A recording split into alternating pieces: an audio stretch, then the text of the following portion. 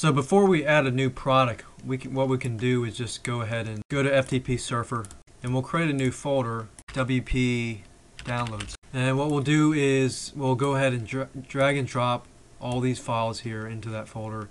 And while it's downloaded, we'll go ahead and create a new product. So now that we're logged into aMember, and we click on Manage Products, we'll click on Add New Product. Adding a new product actually doesn't need to be that hard. It actually is quite simple.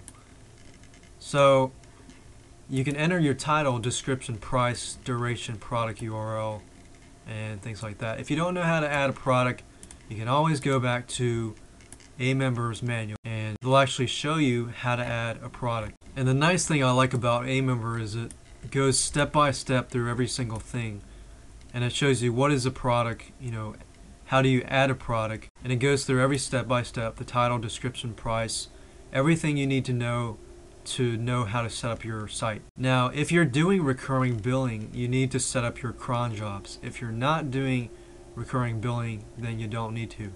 In this case, we got a membership site, and what we're going to do is we're just going to add products to it one by one. So since our membership site is quite simple and basic, we can do something like, we'll call it WordPress Training Membership. This membership gives you access, and we'll charge something like $67, and it says duration. It says you can enter a certain date. If you don't know what a duration is, you can always go back to this manual, find what it is. It's a length of time for which a subscriber will be able to access the protected content.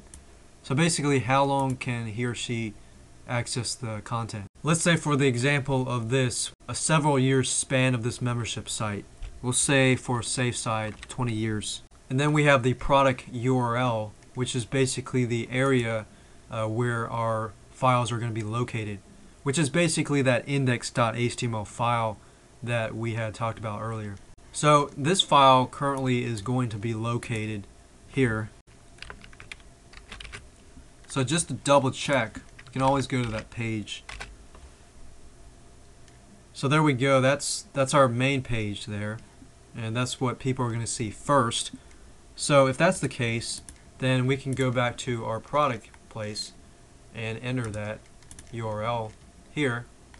And if you have any additional URLs here, you can enter that here too. And you've got your sorting order. If you have many products, how do you want them sorted?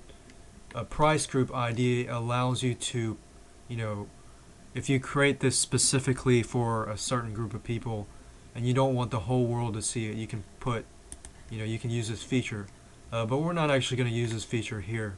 If you want to, you can actually display an agreement, which is nice because if you have a privacy policy or some sort of policy, refund policy, like no refunds or something like that, you can post a display agreement which requires somebody to read the agreement or say yes that they read it, which in the long term, for legal purposes, you protect yourself in that situation. So if you scroll down here, and we don't actually need to use recurring billing or anything like that, so we can just scroll down and click on save. Now that we actually have a product here that we've added and we have a folder, we want to protect that folder from people outside, but basically people who are not members. Now if they are a member, then we can actually detect that with the script automatically by doing this.